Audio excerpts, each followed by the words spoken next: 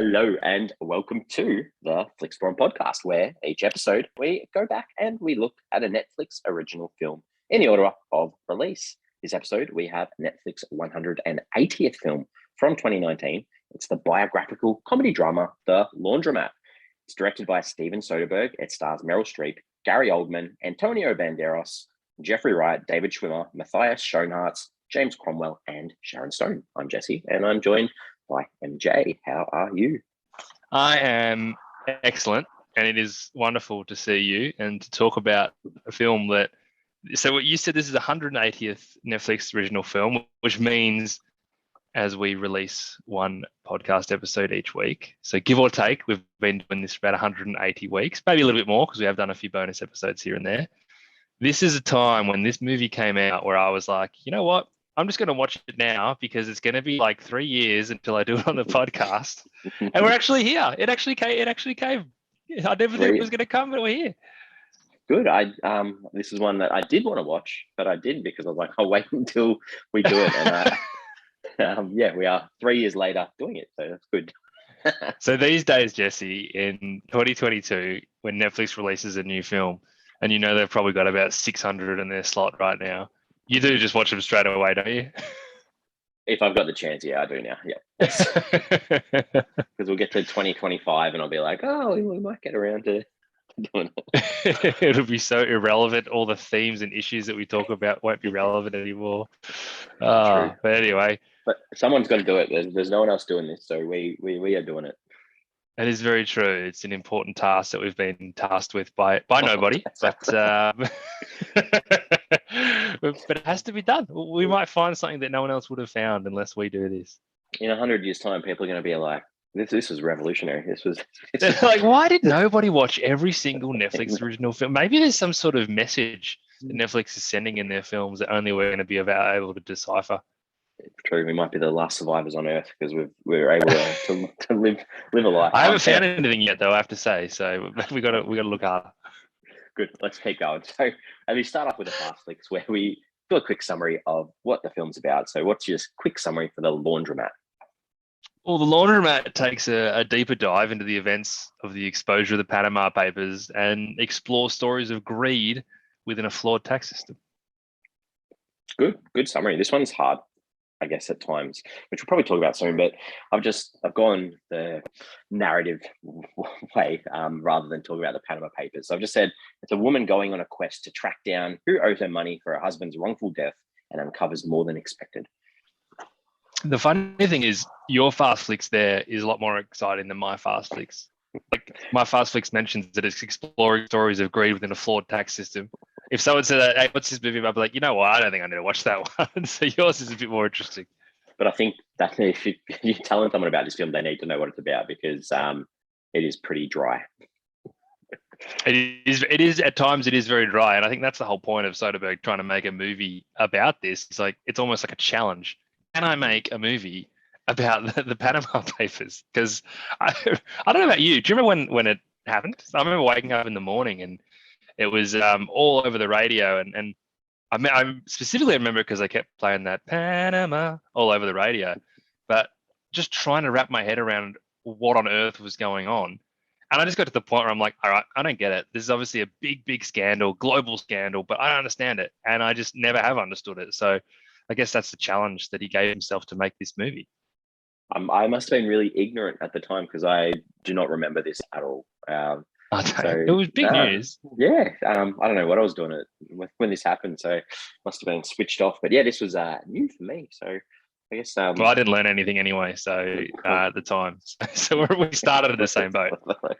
Good. Well, let's talk a little bit about how this was put together. This one's got a nice little story, I think, and I'm looking forward to hearing your summary.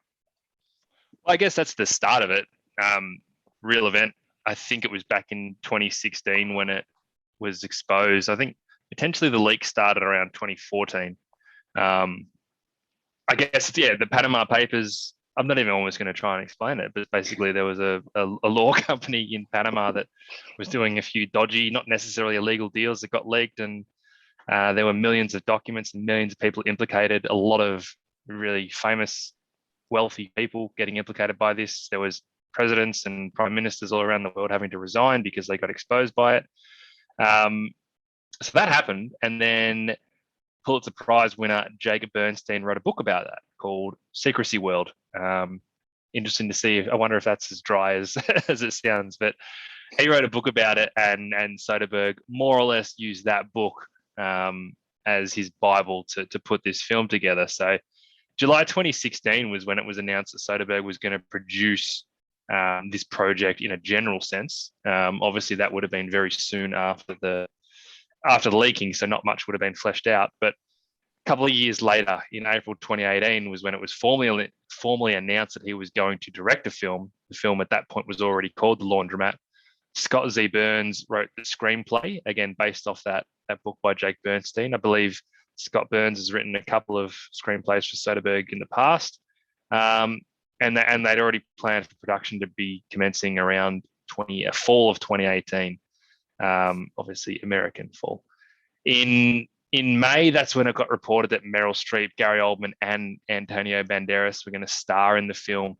And from what I can gather, Meryl Streep's involvement was what really piqued Netflix's interest. Not only the fact that it's Meryl Streep and she's a real bums on seats kind of actor, but I think also they hadn't had very many Meryl Streep movies on the platform in general.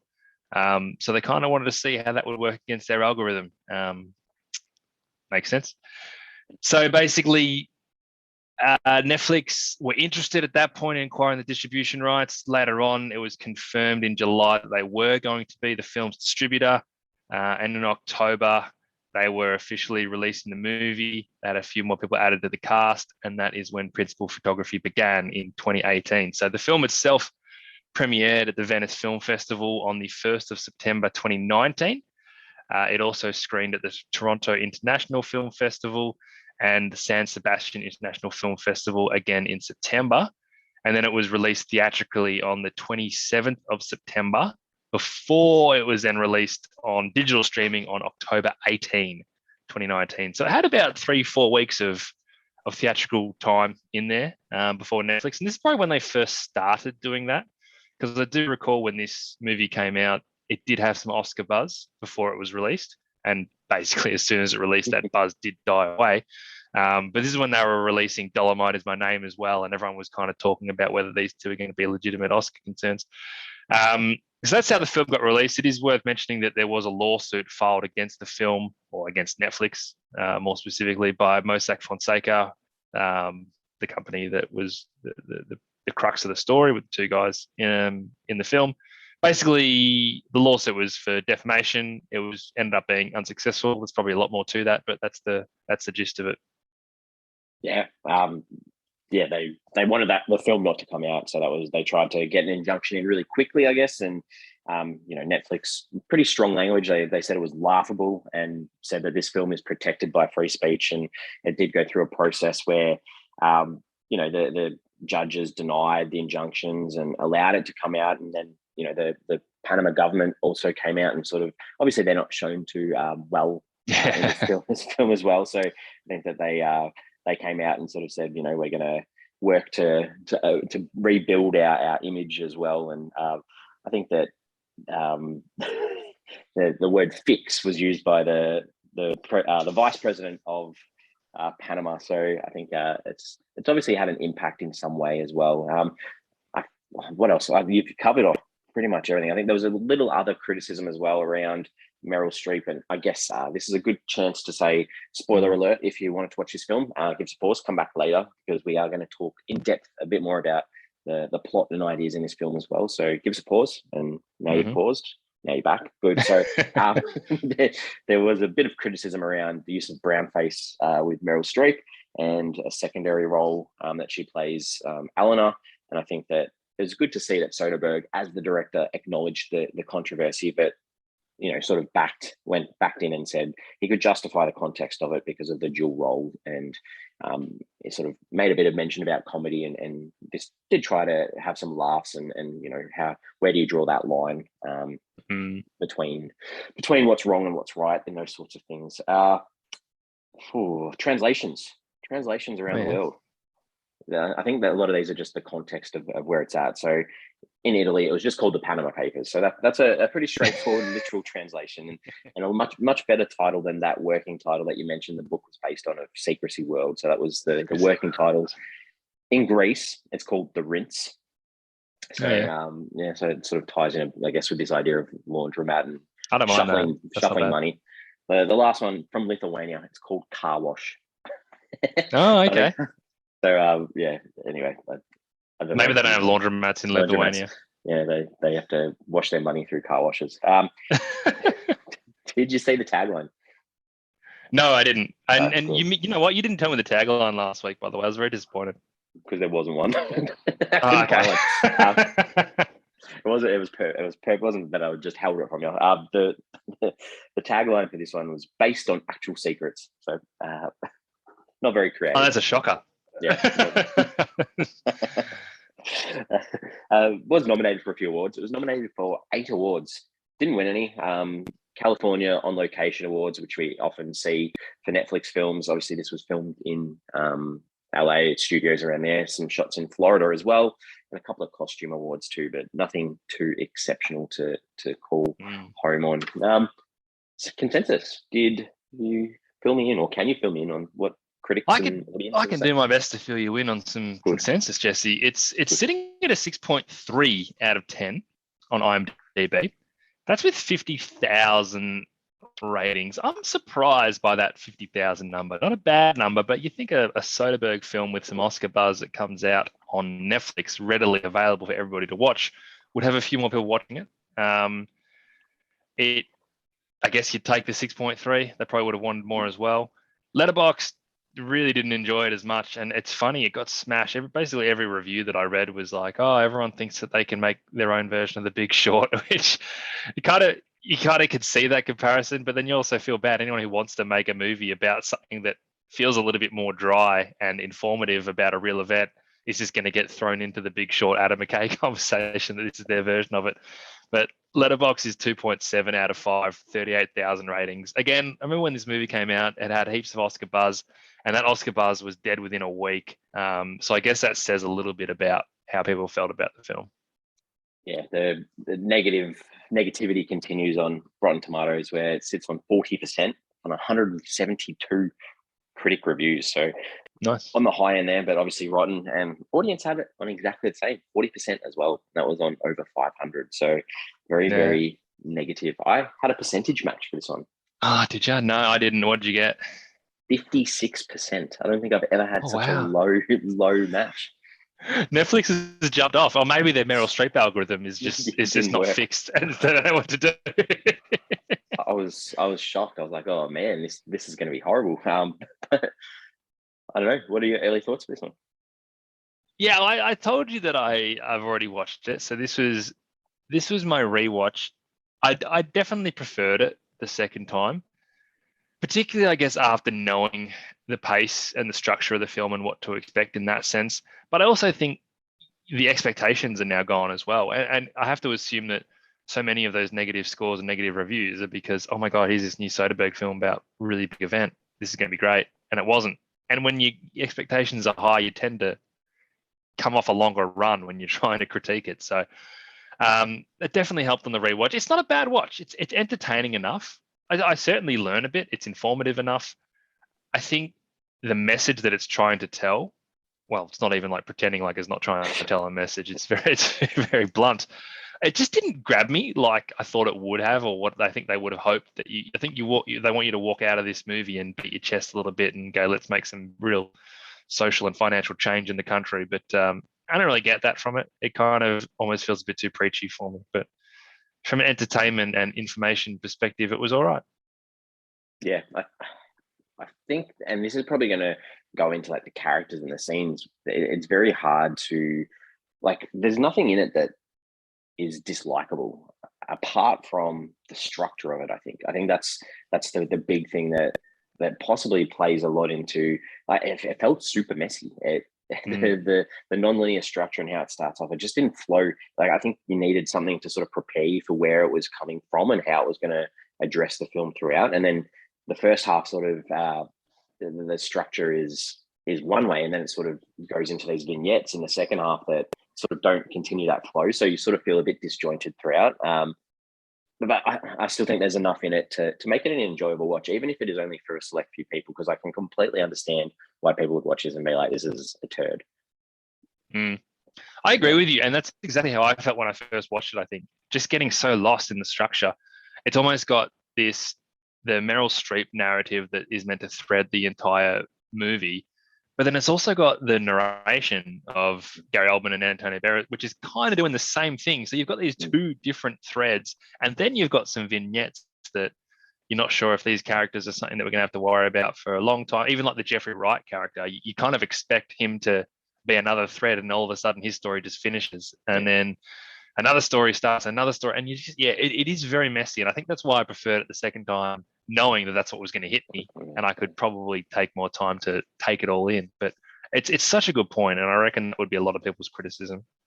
Yeah, good. All right, well, let's talk about some characters. I think that, like, you could talk about so many characters in this, but at the end of the day, they don't really account to anything other than stories based on people who have been offset through Jurgen and Ramon. Like that's really where we're going through. So how are you going to approach this?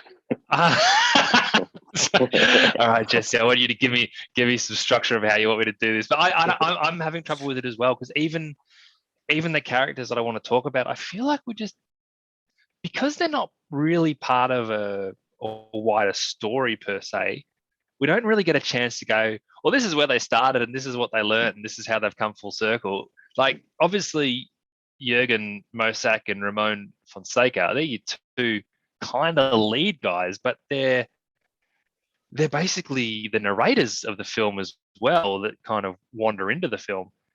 And I don't know if you can really talk about them as characters too much, because if anything, I found them charming. I think they actually do enough for you to sympathize with them from time to time.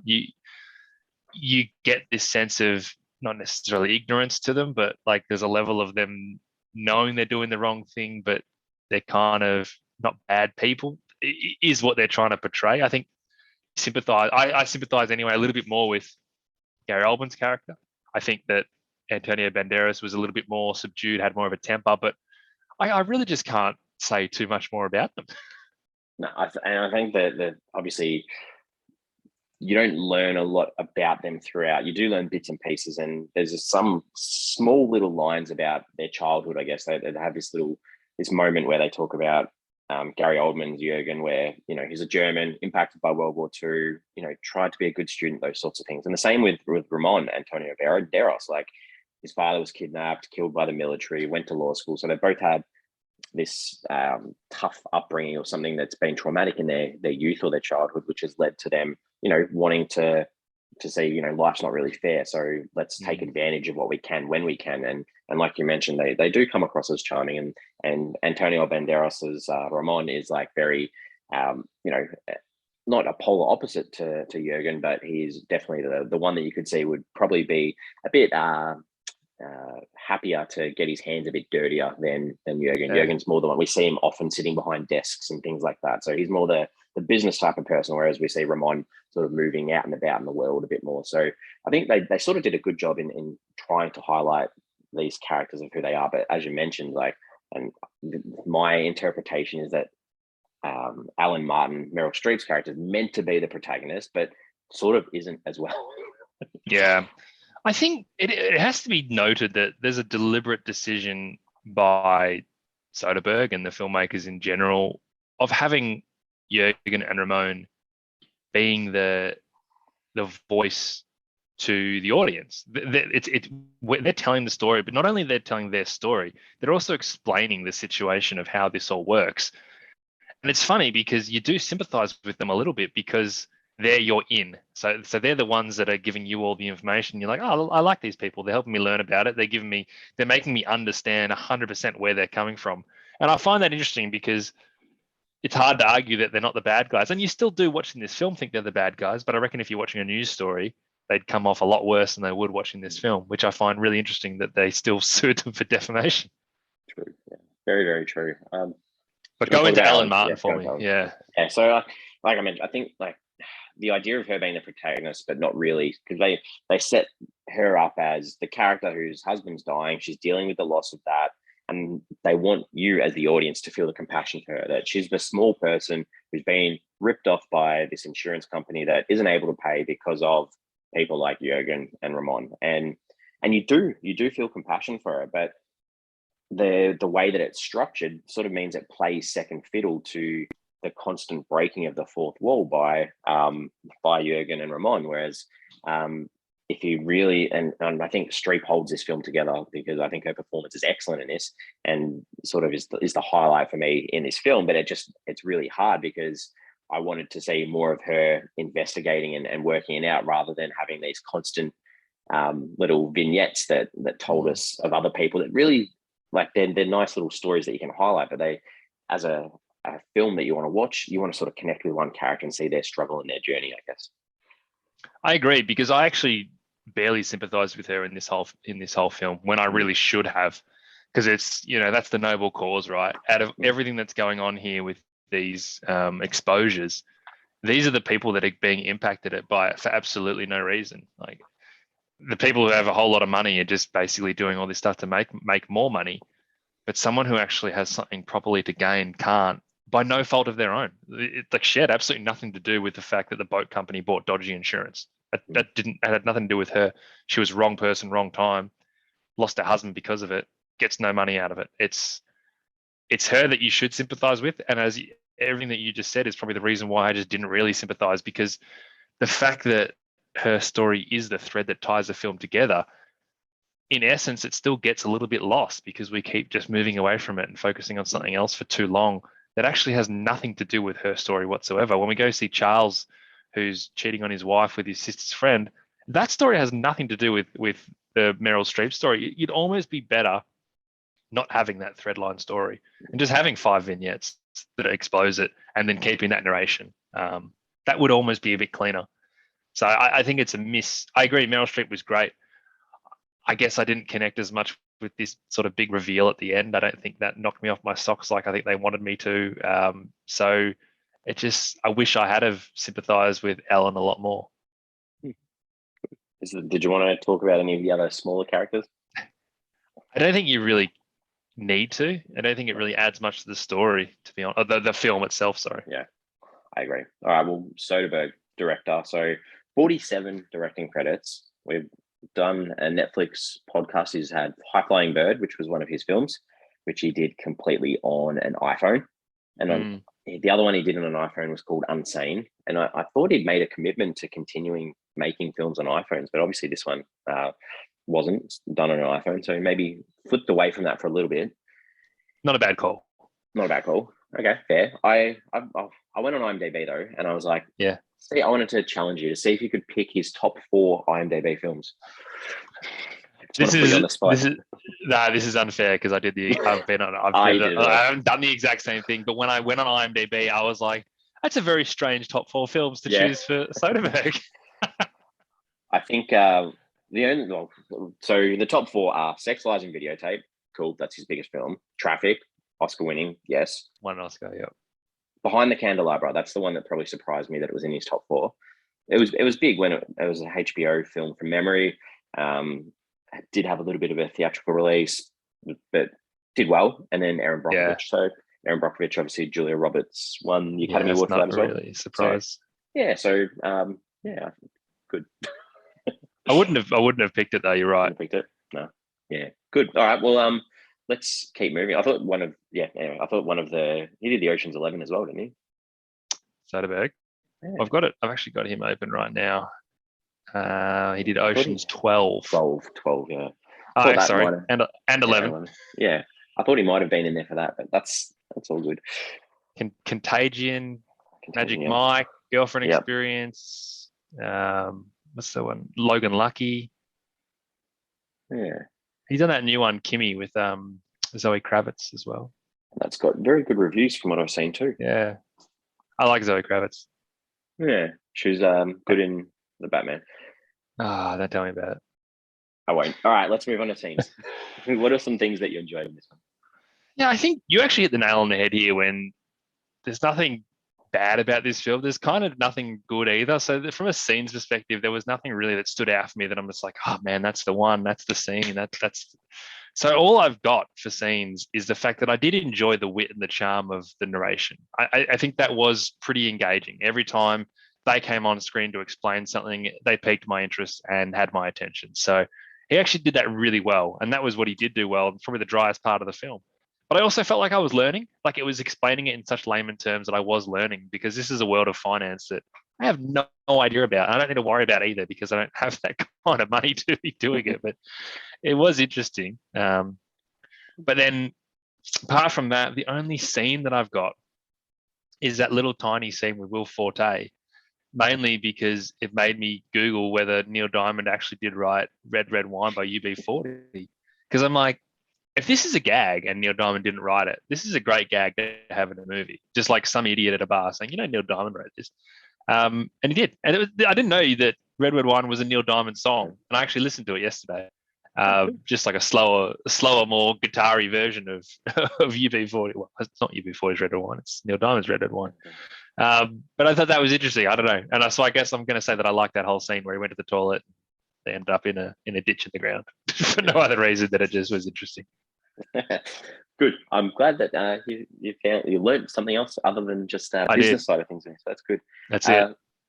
Yeah, I struggled as well. And some of these things you're probably not going to agree with, which is 100% fine. And I think to start off with, in the Vegas penthouse that Ellen's trying to buy, she had this line, which I thought was a fantastic line about Mai Tai is the Hawaiian fertility drug. I thought that was a great line. But it was followed up with like the other comment that she makes, and then the kids, her grandkids, with the most ridiculous laughing at the comment. I'm like, you're not old enough to understand this joke, so don't laugh. So the grandkids are bad. Yeah, they were bad. So that annoyed me, but I did like that line. I thought it was quite funny when Alan was having that dream, going into the building and just shooting everyone up looking for fire. That was great. Meryl Streep with a big gun. That was great. I have to say, when I was watching it, I was like, I don't remember this happening last time I watched it. It just took me by surprise, but I thought that was good. Yeah, that was good. The same with Mia's death, like the chick who was just signing all the paperwork. Just when she like gets off the bus and there's just this electricity poles taken out by a car, and she just gets electrocuted. I was just like, whoa. So that was kind of funny when they're like, oh, she was the CEO of 25,000 companies. Astrid, which was the daughter of Charles. Simone was the daughter, and Astrid was the friend. Astrid was the friend. So we'll talk about that the whole scene later. But one part of that scene that I liked was when she slaps her across the face and calls her like a slut or something, and then there's just this slow shot of the dad like just going, "Oh, F-U-C-K." It's just perfect timing because it's about to be revealed that he's been cheating on his wife. Good realization, wasn't it? Yeah. So you know what? I can't. There's no way out of this. When Jürgen and Ramon, this is towards the end, they've got the shot of them in prison. I thought that was a really cool setup of the two of them in the cell. It sort of transitions from them being in a different location. The camera sort of zooms out. You've got the two of them just in this one cell by themselves, surrounded by all the other blocks that are filled with prisoners. So it sort of like makes you think maybe these guys still, even in prison, were able to use their finances and their money to sort of look after themselves. They're not overcrowded. They've got like space. It was just I just enjoyed that pull out of that surrounding. The reveal as well of the door just unlocking and them just kind of walking out as if like we probably shouldn't be out, but we are, and let's just go with it. Yeah, 100%. I just thought that was just some little purposeful things that were done well. Nicely done, yeah. And this is probably going to be controversial, but I really liked the monologue by Streep at the end. And I know that some people probably won't, but I thought that the whole dialogue, and it was very wordy and very on your nose and very blunt and very specific to jam down your throat what this film's about. But just that final shot of her with that thing that made her look like the Statue of Liberty, I just thought that was a great commentary on this whole idea of the American sort of economic system. It was great. Let's keep talking about that one because that's in my bad scenes. And I probably thought it might first time I watched it, I probably didn't quite didn't quite dislike it as much. The second time, it just felt way too preachy. And the Statue of Liberty thing just felt really on the nose. I think by the end of it, it was almost like Soderbergh wasn't quite sure that his message was across, so he just explained it in real layman's terms. And but the point being is that it's a really strong thing that he's got to a point where he's like, yes, I've just made a film about this, but this is almost like a PSA at the end of the film, and I want you all to know it, and I want you all to be really clear about it. I don't care if it takes away from my film. And I think that's almost what he's saying. I don't care if this makes my film a worse film. This is what I want people to know. And that's fine, and I respect that. But it was a bit too preachy for me. That's just the way it is. Yeah, I completely get that. And I was going to ask this in the questions later. So for me, I didn't pick up on Streep being the Eleanor. No, so I don't think anyone really did. Anyone really did. So do you reckon that now watching this on the second time, knowing that like, to me, that whole reveal was a part of that process of watching, going, oh, wow, I didn't pick up on this. I'm listening to what she's saying. Do you reckon because you already knew what was going to happen in that reveal when you're watching it a second time, that you're focusing more on what's being said rather than watching that transformation? Maybe. And look, the transformation was a cool reveal the first time. I still don't know how much it added. Like, it was just a cool reveal because it was just cool that they did it that way. I don't know how much it actually added. And then by the end of it, you're watching Meryl Streep when she pulls off, because she goes from Eleanor to Ellen, then to Meryl Streep. Let's not pretend that when she takes the Ellen wig off, and she sort of combs it, that's Meryl Streep talking now. Yeah. And that's where it's almost like, hey, this is a message from the real people that this is what I'm trying to say. It was, I don't know, because I think when I first watched it, I didn't have an opinion. I was trying to wrap my head around it and what it all means and whether I thought it was good or not. And the second time, I think I was just like, I get it, but I didn't need it. Yeah, I think I read somewhere that she was so nervous about that scene that they shot it like the third day of filming because they didn't want her to be nervous about doing that shot the whole way through the shoot. Yeah. I mean, that's I guess, because she's going out on a limb as well. This is a message from Meryl Streep as much as anyone. Yeah. Anything else that you didn't like? Just in general, the story with Charles was just so overexposed by light, and it was obviously a deliberate thing in some way to highlight, I don't know, this is this world that they live in where everything in his life feels overexposed because he gets whatever he wants, so he uses his money to push it out. But I think it detracted from the story. Yeah, I've got that there as well. It was just way, like, compared to how short some of the other ones were, this one was just so drawn out. So and obviously purposeful because they want the focus on that one. But I don't know that we actually needed that length on that one. Didn't really add anything or make sense. The intro of Jürgen and Ramon just setting the scene, talking to like the fourth wall, all that sort of stuff.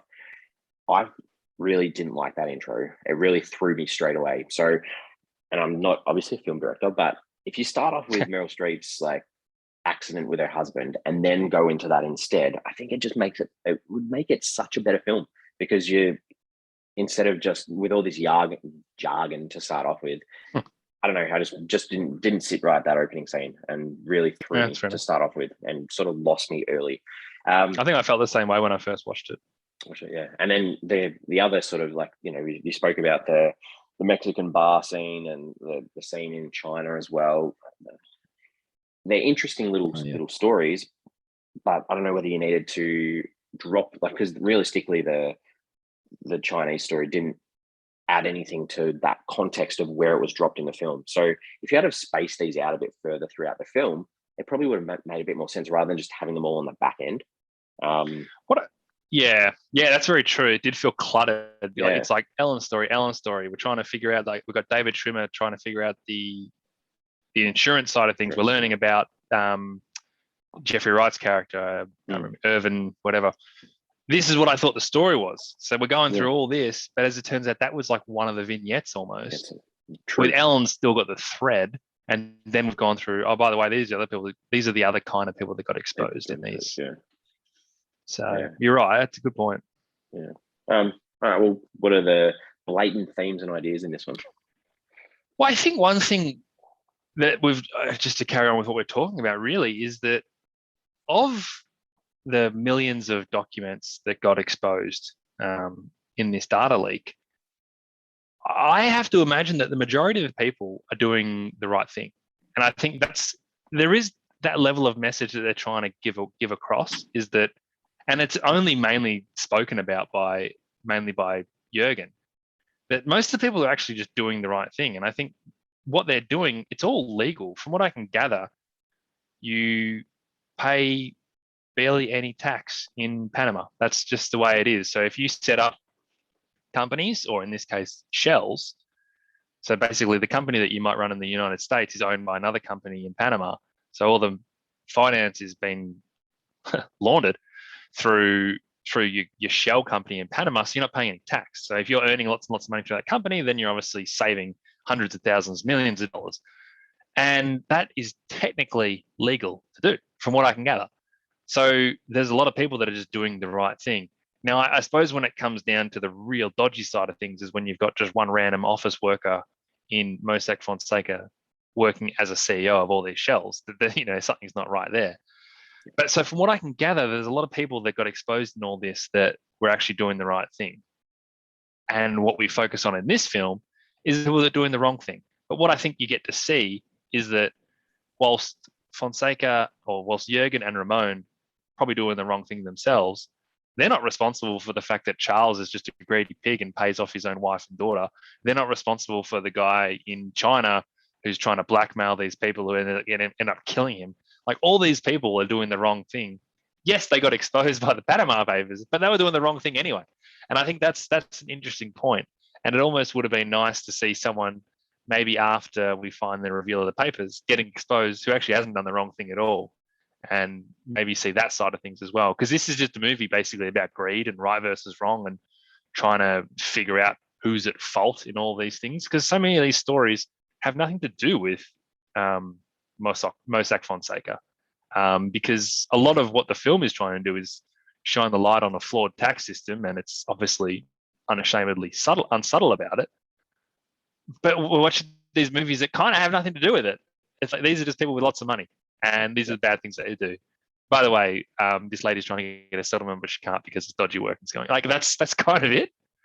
Yeah, I think to sort of go, like, they might have been not doing the wrong thing legally, but as you mentioned, greed is not necessarily a good thing. And by being greedy, even if you're not breaking the law, it sort of tied in with that idea. They kept talking about, the meek shall inherit the earth. And, you see scenes in churches and things like that. And just highlighting that idea, like you mentioned, that the everyday person sort of falling further behind because you've got the policymakers or the lawmakers that are benefiting because they're the ones that have the money. So, and I completely agree that the socioeconomics of this whole idea is that it impacts a vast amount of people that have no idea of this whole situation. And the only other thing that I can sort of add is that the idea through Alan, or through Meryl Streep's character, I guess, is that her curiosity and her perseverance sort of paid off a bit. Like, if you have that attitude of not giving up and continuing, then the right thing will eventually happen. Yeah, hopefully. Do you think the meek will inherit the earth? I don't think so. not at all. What's that stat? I don't know if it's true or not, but 99% of the world's money is owned by 1% of the world's population, or something like that. It's gross, isn't it? It's shocking. Yeah. What did you take away from this film? I mean, I'd be lying if I said I didn't take away a lot in terms of learning about the situation and learning about the system to an extent. And I think probably doing this podcast with you has probably made me think about it and research it more than I normally would have if I had just watched the film. Because I get it. It's a flawed system. It's not right. People shouldn't be able to do this. And we talk about in Australia, or we have over the last few years, how, for example, Facebook is one of the biggest companies within Australia, and they don't pay any tax in Australia. And so we're using them. We work with Facebook, basically. We advertise over Facebook. Facebook's not actually paying any tax. So there's issues there where our country isn't making any money off the fact that one of the biggest companies in the world, who's who's using our country for it. So there's so many issues there that we kind of know about anyway, and it's all of that idea about the rich getting richer. So there's a lot that I did take out of it, and I think that's kind of cool. Like, you don't often watch a film and learn so much about something that's really relevant in today's world. I also thought it was really cool to see David Schwimmer again. I think it was a nice subdued role. Didn't go overboard, but it was good to see him. I thought he was good. Like 2 quick scenes, that was it. Yeah, that was good. My take's similar. Like, I think that, and this goes into that learning side of things, I guess, or knowledge, that this would be perfect for like a business studies class, like to teach and to inform about shell companies and offshore accounts. I think it does a really good way of making it understandable, rather than having to read, these huge textbooks with chunks of all these data and examples and stuff like that. It's just like, this is what a shell company is. This is how it works. This is an example of how it works visually. I'm a visual learner. This would be great for me. Yeah, but Jesse, if you're teaching a business class, you know that they're reading Secrecy World. They're not watching the Laundromat. I don't know about that. I really don't know about that, because everyone thinks they can start a business. So it doesn't matter who you are. Everyone thinks they can start a business. Everyone can, really. They want to. Yeah, very true. Did you go on IMDb apart from that song that you looked up? Yeah, I was very happy with that find. I did. I went off for the boat captain, who's played by Robert Patrick, and this was one where I recognized him, and I'm like, I know this guy, and I thought I'll see, and he'll be in like 15 things. Well, that's why I'll know him. But I hadn't seen him in much. But he was in True Blood. He was Alcide Hevereau, so he was the dad of his name, Joe Magnelia, whatever his name is. Big Joe, the Wolf. Strong. Yeah, the Wolf. So he was Wolf's dad. Yeah. That's how I know him. So there you go. Good pickup. I didn't go on. So did you have any questions that you wanted to ask? Well, my main question I wanted to ask you, which you've answered in spades, was how did you feel about the structure of the film? So so we don't really need to go there again. I'm just trying to think if I had anything else for you, but no. No, I already asked about if you picked up on the disguise, but the only other, this is just me being an idiot, but surely Ellen, she wanted that condo in Vegas. Now that a lot of the Russian assets are being seized, surely she can get it now. Well, how long ago was she trying to get the condo? That might have been done. True. Maybe she can get it now. You're right. They're selling it for cheap. Yeah, a lot of hot property in Vegas at the moment, possibly. That did suck a little bit. I felt bad for her. Yeah, I did too. But on the flip side, would she have been able to afford it if she didn't get the insurance payout? No. So she wouldn't have been able to get it anyway. True. Oh well, poor Ellen. Well, I think we're ready to. Ellen was fictional, wasn't she? I believe Ellen was fictional. Obviously, the boat accident that was tied into the Panama Papers and the insurance and the fake companies, that was all real. I think she was fictional, though. I did have that down that based on what I could read, she was fictional. And obviously, there's a scene where she was talking to herself on the phone. Did that happen? Oh yeah, it was. Yeah. Right. So I think definitely fictional. We also don't know who actually exposed them. The film insinuates that it's the Meryl Streep character Eleanor, but in reality, I don't think anybody knows. I'm assuming it's someone that worked there, though. Yeah, and also I think that Banderas and they go through a whole variety of ways it could have come out. They just, so they obviously have no idea either. Yeah. All right, fun. Let's put this together. We can come up with a final rating out of 5. What are you going to give this one? Yeah, look, it was an entertaining watch, and it was interesting, and I learned a lot. It obviously gets its message across. It probably failed to connect me to that message the way it would have liked to. Basically, by the end, I forgot that I was watching a movie, and I thought that I was watching a campaign video, which does detract a little bit. But I did enjoy the tone, considering it could be a dry movie, and I learned a bit, and I had some fun with it. So I'm actually going to give it 3 stars. Nice, good. So upped it, because I think you originally gave it 2.5. I gave it 2.5 originally, yeah, and that feels right. It does feel like it was better. Good. Well, yeah, I think I've harped on about this. Structurally, it wasn't great for me, but for some reason, I still enjoyed it, and possibly that star cast of keeping an eye out the whole way through. Who's this? This is someone else. And I mean, it won't be for everyone, and I completely understand that, but I still think it's worth a watch. So I'm giving it 3 as well. Hey, we did it the same. We never do the same. No, it's been a while, quite a while. I can't even remember the last time. So I know. I thought you were heading in that direction. It's good. Good. We're on socials, Twitter, Facebook, Instagram. Get on there. And we've answered this ourselves already, but I just wanted to know, had you heard of the Panama Papers before seeing the film? I hadn't. You had? Don't know. It's possibly a bigger story than I realised. I'm sure they're probably still investigating them, to be honest. There'd be that many exposures in there. Yeah, you'd think so. All right, well, back again next week for 2019 film. It's a Spanish comedy drama called 17, or in Spanish, it's Diciassette. That sounded very Italian, but it's close enough. It's directed by Daniel Sanchez Arvalo. It stars Itzato Arana, Candido Uranga, and Biel Montoro. So that's what we've got next week. Cool. I do know this movie, so I've never seen it, but I'm keen to check it out. How do you know it? I know somebody who's watched it. A friend of mine has watched it. So good. An international film that we know someone who's watched. This could be good. I'm looking forward to it. Yeah, I'm actually looking forward to it too. I thought we were the only two people in Australia who'd watched international Netflix films. As always, it's been a good one. I've had a lot of laughs today, so thank you. Yeah, it was good to chat through that one as well. Always trying to learn. And it's probably people listening to us, like, they've completely missed the point of the movie, a point of the Panama Papers. And if that's the case, we do apologize. Yeah, I'm real sorry. I'll see you next week. See you then.